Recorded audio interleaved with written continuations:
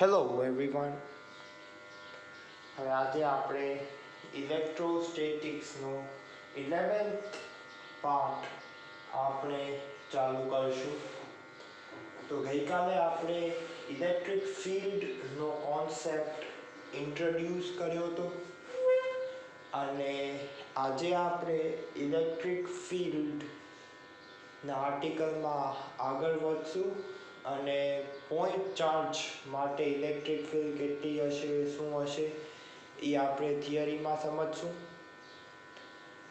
ને ગઈકાલે મેં આ ફોર્મ્યુલાસ તમને કરાવ્યા હતા. ઇલેક્ટ્રિક ફિલ્ડ F/Q0 એ બધા ફોર્મ્યુલા તમારા મગજમાં જ હોવા જોઈએ અને આ બધા ફોર્મ્યુલા યાદ હોવા બહુ જરૂરી છે.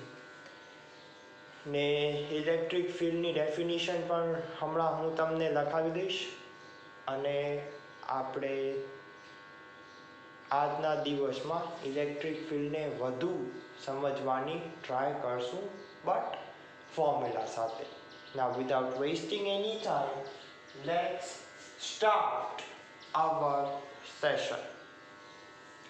હવે ઇલેક્ટ્રિક ફિલ્ડની ડેફિનેશન તમને લખવી હશે તો કેવી રીતે લખશું? Let us try to write the definition. Electric field can be given as electric field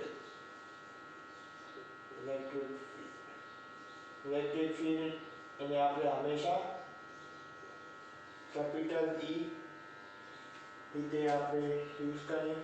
and it can be defined as force acting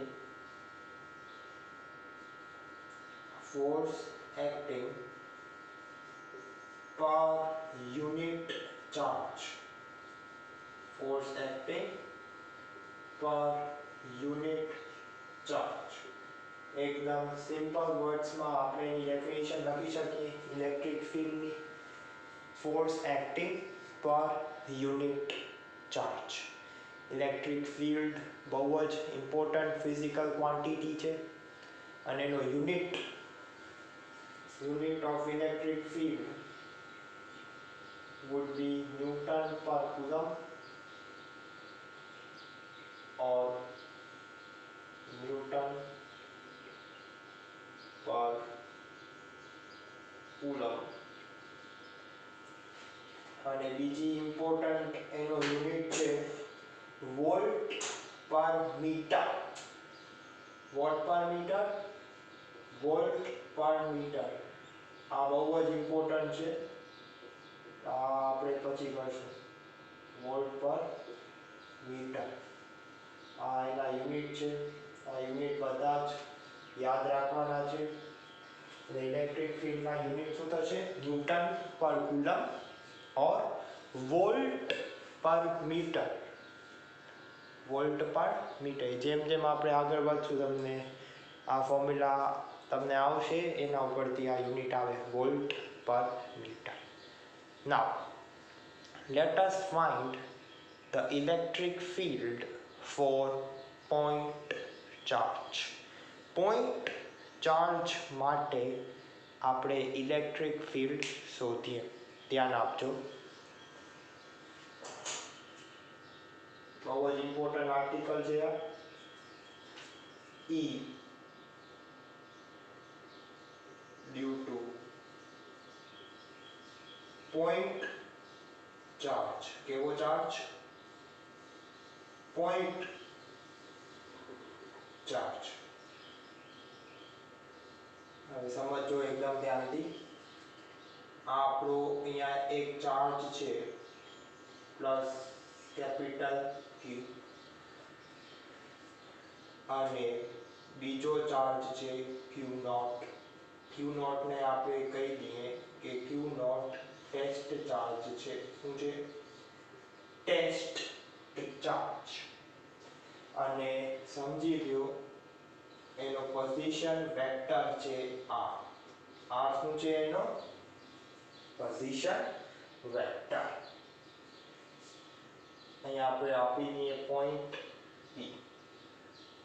તો આપણને આમાં કહેવાનું શું છે? આપણને એ કહેવાનું છે કે પોઈન્ટ P માં ઇલેક્ટ્રિક ફિલ્ડ કેટલી હશે?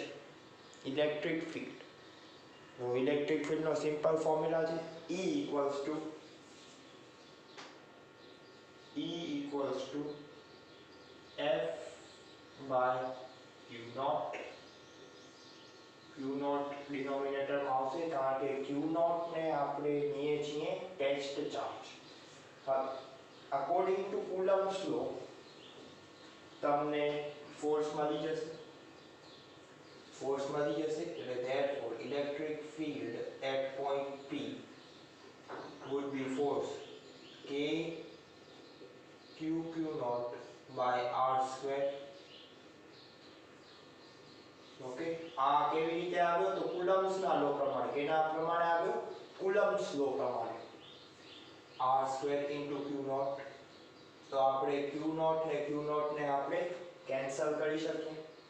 એટલે electric field eight point P આપણને મળશે KQ by R square. શું મળશે? KQ by R square. બહુ જ ઇમ્પોર્ટન્ટ ફોર્મ્યુલા છે.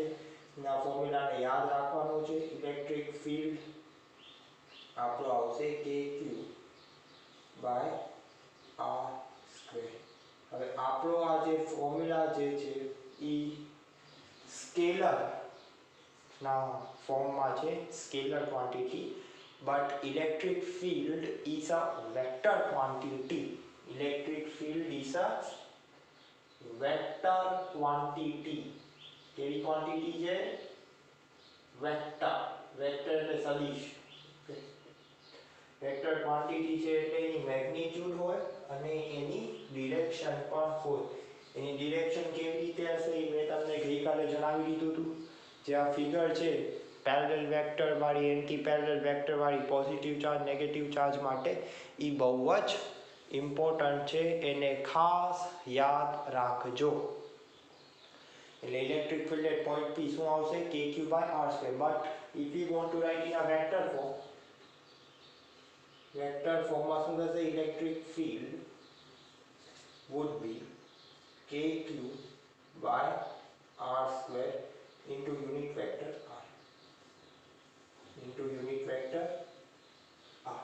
એના ફોર્મમાં પણ તમે લખી શકો આ ઇક્વેશન. જે બીજો ઇક્વેશન આપણે જે હમણાં લખ્યું એ વેક્ટરના ફોર્મમાં છે. કેના ફોર્મમાં છે? વેક્ટરના ફોર્મમાં. Unit vector. આપણે યુનિટ વેક્ટર કેને કહીશું? Unit vector is given by vector itself divided by its magnitude. Vector પોતે divided by ની magnitude. ને R શું છે? Position vector. શું છે આ? Position vector. કેવો વેક્ટર છે? Position vector. આ બધી વસ્તુ ખાસ યાદ રાખવાની છે. So electric field due to point charge is given by KQ by R square. એટલે આપણો જે મોટો ચાર્જ છે પ્લસ Q, એ પોઈન્ટ P માં ઇલેક્ટ્રિક ફિલ્ડની ઇન્ટેન્સિટી કેટલી હશે? KQ by R square. So this is electric field due to point charge.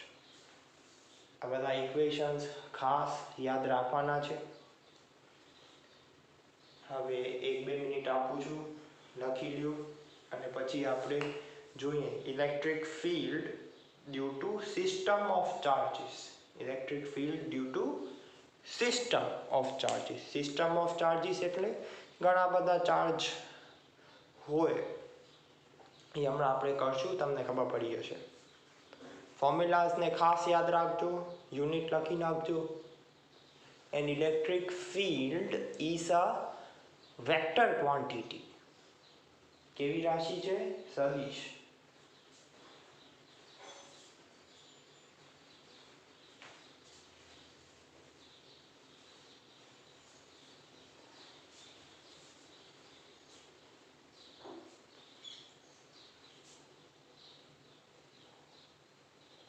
લખવાનું બાકી હોય તો વિડીયોને પોઝ કરી લેજો. હવે જે પણ લખેલું છે એ બધું જ હું ઇરેઝ કરી નાખીશ.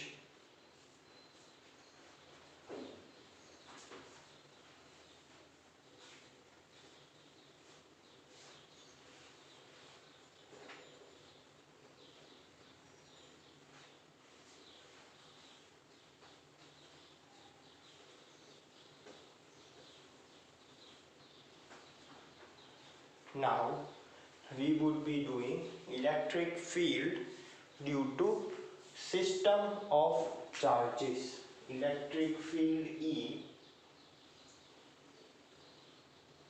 due to system of charges. System of charges એટલે ઘણા બધા charges. For an example, consider करना को मेरे बॉडी છે ચાર્જીસ છે Q1, Q2, Q3, Q4. Okay, અને આપણને ઇલેક્ટ્રિક ફિલ્ડ શોધવાની છે eight point P. Eight point P. હવે આ જરાક આર્ટિકલ ને સમજવા માટે આપણને બીજા આર્ટિકલ ને સમજવું પડશે. હવે બીજો આર્ટિકલ સમજાવો પછી આને આપણે સમજશું, નહીં તો ડિરેક્શનમાં ખબર નહીં પડે, તકલીફ પડશે. હવે આપણે ડ્રો કરશું ઇલેક્ટ્રિક ફિલ્ડ લાઇન્સ. શું ડ્રો કરશું? Electric field lines. Electric field lines. હવે સમજી લઈએ આ પોઝિટિવ ચાર્જ છે. કેવો ચાર્જ છે? પોઝિટિવ ચાર્જ છે. તો આપણને ઇલેક્ટ્રિક ફિલ્ડ લાઇન્સ આપણને બતાવી છે કે ઇલેક્ટ્રિક ફિલ્ડ લાઇન્સ કેવી હશે. હવે electric field lines it's an imaginary concept. કેવો કોન્સેપ્ટ છે? ઇમેજિનરી કોન્સેપ્ટ જે છે એનું આપણે આગળ જતાં હું તમને બધું કહીશ, પણ આપણને ઇલેક્ટ્રિક ફિલ્ડ લાઇન્સ ડ્રો કરવી છે આની. તો યાદ રાખજો, પોઝિટિવ ચાર્જમાંથી ઇલેક્ટ્રિક ફિલ્ડ લાઇન્સ બહારે જાય, ઇટ વુડ બી રેડિયલી આઉટવર્ડ્સ. ક્યાં હશે? રેડિયલી આઉટવર્ડ્સ. એટલે આવી રીતે થશે. રેડિયલી આઉટવર્ડ્સ એટલે ઇલેક્ટ્રિક ફિલ્ડ લાઇન્સ આવી જશે, બહારે જશે.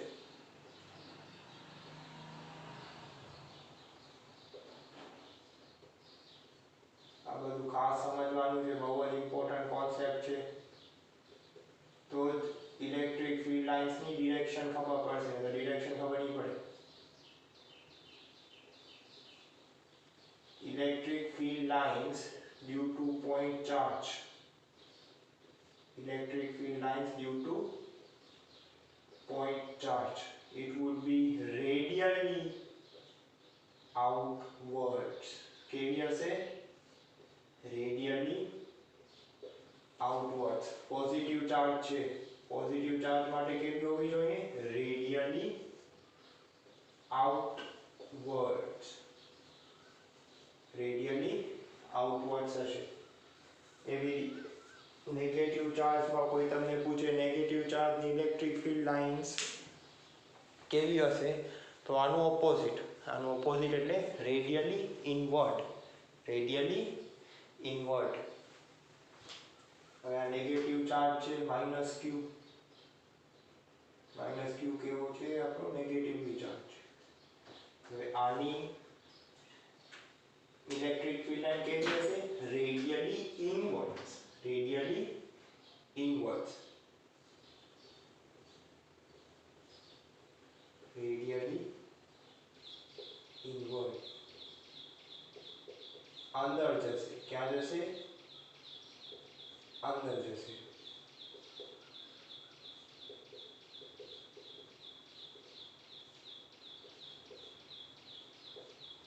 આ છે electric field lines due to negatively charged point charge.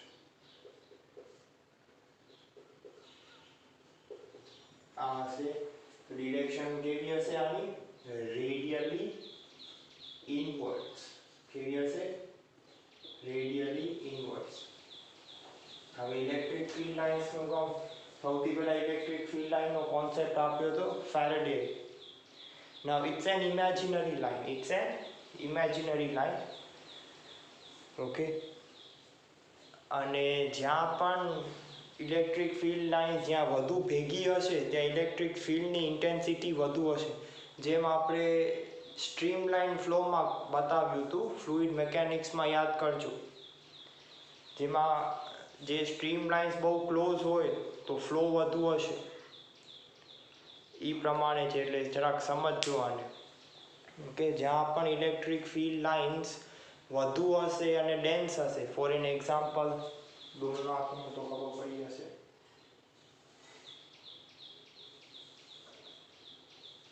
સમજી લો આવી કઈક ઇલેક્ટ્રિક ફિલ્ડ છે, બરાબર. તો અહીંયા જો ઇલેક્ટ્રિક ફિલ્ડ લાઇન્સ બધી ભેગી છે એટલે અહીંયા ઇલેક્ટ્રિક ફિલ્ડ કેવી હશે? વધુ હશે. અને અહીંયા જો સ્પાર્સ છે, સ્પાર્સ છે એટલે છૂટી છૂટી છે એટલે ઇલેક્ટ્રિક ફિલ્ડ કેવી હશે? ઓછી હશે. અને સ્ટ્રીમ લાઇનમાં આપણે જોયું હતું કે stream lines they never intersect each other. એવી જ રીતે આનામાં ઇલેક્ટ્રિક ફિલ્ડમાં પણ two electric field lines can never ever intersect each other. ને જો ઇન્ટરસેક્ટ કરવાની ટ્રાય કરે is not possible. એની રીઝન શું? હવે કોઈ પણ તમને પૂછે કે આ ઇલેક્ટ્રિક ફિલ્ડ લાઇન છે, ઇલેક્ટ્રિક ફિલ્ડની ડિરેક્શન ક્યાં હશે? તો એની ટેન્જેન્શિયલ હશે. કેવી હશે? Tangent to electric field line,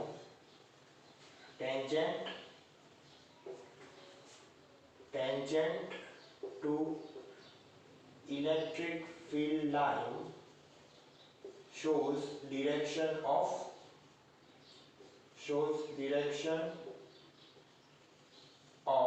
electric field. Okay, તો જે પણ ટેન્જન્ટ હશે, હવે કોઈ તમને કહે કે બે ઇલેક્ટ્રિક ફિલ્ડ લાઇન શું કામ ઇન્ટરસેક્ટ ન થાય? કારણ કે જો ઇન્ટરસેક્ટ થાય તો એક જ પોઈન્ટમાં બે ટેન્જન્ટ આપણે ડ્રો કરી શકીએ, એટલે એક જ ટાઈમે બે ડિફરન્ટ ડિરેક્શન્સ આવે, which is not possible. Okay, so tangent to electric field line shows direction of electric field. બીજા જે પણ પ્રોપર્ટીઝ મેં બોલી હતી ઇલેક્ટ્રિક ફિલ્ડ લાઇન્સની એ બધી લખી નાખજો. Tangent to electric field line shows direction of electric field. They can never intersect each other. They can never intersect each other. Okay, અને સૌથી પહેલા કોન્સેપ્ટ કોને આપ્યો હતો ઇલેક્ટ્રિક ફિલ્ડ લાઇનનો? Michael Faraday. કોને આપ્યો હતો? Faraday. Faraday was the first person to give the concept of electric field line. અને આ ઇમેજિનરી કોન્સેપ્ટ છે. કેવો કોન્સેપ્ટ છે? Imaginary concept. It's an imaginary concept. આ બધી ઇલેક્ટ્રિક ફિલ્ડ લાઇન્સની પ્રોપર્ટી છે, આ તમને ખબર હોવી જોઈએ, આ એમસીક્યુઝમાં પૂછાઈ શકે. તો હવે યાદ રાખજો કે પોઝિટિવ ચાર્જનું હોય રેડિયલી આઉટવર્ડ હોય અને નેગેટિવ ચાર્જનું શું હોય? Radially inward. આ બધી પ્રોપર્ટીઝ ખાસ લખી નાખજો. વિડીયોને પોઝ કરીને પ્રોપર્ટીઝ તમે ખાસ લખી નાખજો. ફિગર ડ્રો કરવો હોય તો કરી નાખજો. જરાક મને એક બે સમ્સ પણ કરાવવા છે. Okay, so you can pause the video.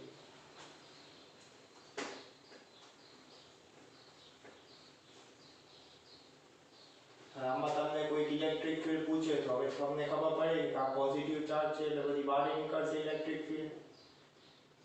E1, E2, E3, E4. તો નેટ ઇલેક્ટ્રિક ફિલ્ડ શું થશે? Net electric field E would be vector summation of E1 plus E2 plus E3 plus E4.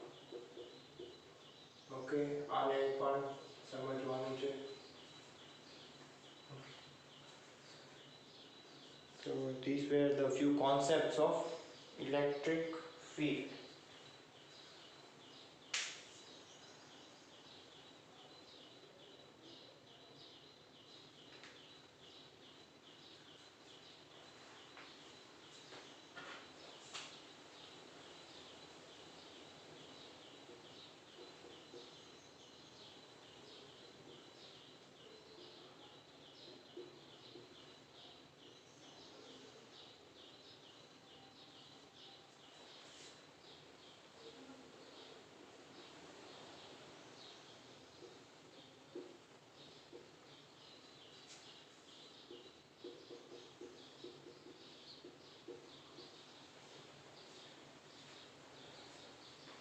લખી લેજો અને વિડીયોને પોઝ કરી નાખજો.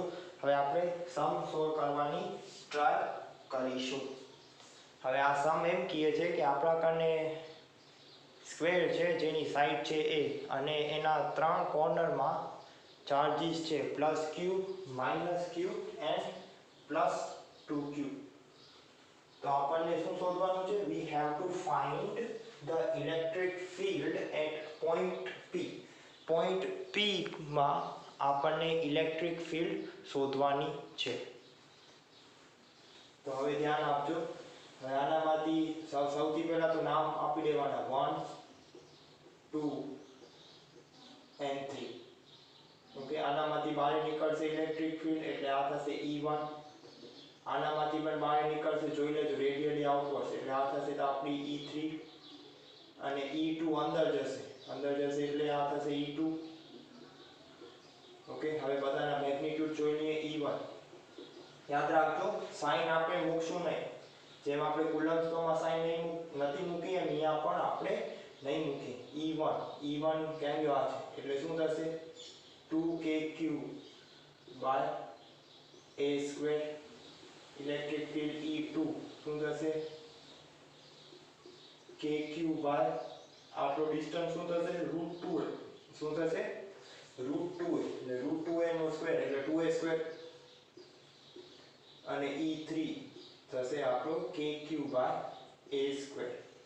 Formula આ જો આપ્યો છે. Okay, E kq by r square or d square. Okay, આ આપણો જનરલાઇઝ્ડ ફોર્મ્યુલા છે. કેવો ફોર્મ્યુલા છે? Generalised formula. આ ફોર્મ્યુલાને યાદ રાખવાનો છે, બહુ જ કામ આવશે. તો હવે તમે જોઈ શકો છો ઇલેક્ટ્રિક ફિલ્ડ E2 માં અંદર જશે જેમ આપણે હમણાં જ શીખ્યું. હવે આના કમ્પોનન્ટ પાડ નાખજો. આ હશે 45 એટલે આ હશે E2 cos 45,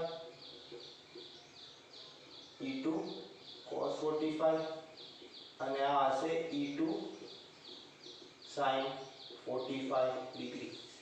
હવે ઇલેક્ટ્રિક ફિલ્ડ લખી નાખીએ આપણે. E1 ઉપર છે એટલે E1 શું છે? 2kq by a square. 2kq by a square minus શું કામ? કારણ કે આ નીચે છે એટલે -E2 kq by 2a square cos sin 45 છે 1/√2 એટલે આ થશે. આ છે ને unit vector I. Okay, sorry જે આવશે કારણ કે આપણે y એક્સિસ છે તો યુનિટ વેક્ટર જે.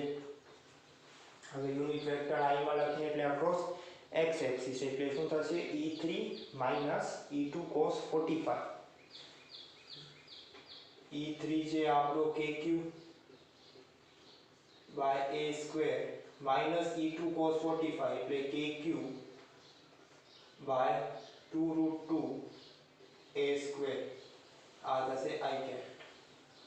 એટલે ટોટલ ઇલેક્ટ્રિક ફિલ્ડ શું થશે એ આપણે હમણાં લખી નાખું. ટોટલ ઇલેક્ટ્રિક ફિલ્ડ પહેલા I નું લખીએ આપણે એટલે થશે kq by a square 1 1/2√2 into I hat plus kq by a square 2 minus 1/2√2 into j hat. આ સમજો, આ બહુ જ ઇમ્પોર્ટન્ટ સ્ટેપ્સ છે. kq by a square 1 minus 1/2√2 I hat plus kq by a square in bracket 2 minus 1/2√2 into unit vector j. તો આપણે એની magnitude શોધવી હોય તો મેગ્નિટ્યુડ પણ શોધી શકીએ. આપણા કન ફોર્મ્યુલા છે એટલે કાંઈ તકલીફ નહીં પડે. નાઉ લાસ્ટ સમ ફોર ટુડે.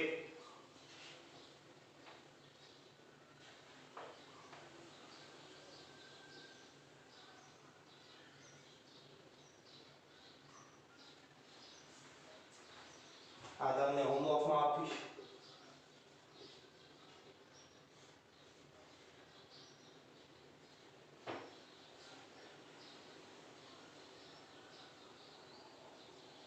6 sides છે. 6 sides I think it's hexagon. અને આ રેગ્યુલર હેક્સાગન છે. રેગ્યુલર હેક્સાગન એટલે આ સેન્ટર થી બધાનો ડિસ્ટન્સ કેવો છે? સરખો. જો સાઈડ A હશે તો આ બધી સાઈડ પણ કેવી થશે? A. કારણ કે આ રેગ્યુલર હેક્સાગન છે. કેવો છે? રેગ્યુલર હેક્સાગન. આવી રીતે આપણા બધા ચાર્જીસ છે.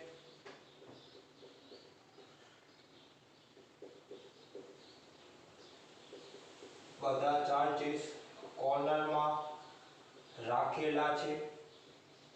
આપણને ઇલેક્ટ્રિક ફિલ્ડ એટ સેન્ટર શોધવાની છે. શું શોધવાનું છે આપણને? we want to find electric field at center. આ હોમવર્ક છે. આ તમે ટ્રાય કરજો હોમવર્કમાં કરવાની. Otherwise I would be doing that tomorrow. અને લખવાનું કાંઈ પણ બાકી રહી ગયું હોય તો વિડીયોને પોઝ કરી નાખજો અને લખી લેજો. Thank you.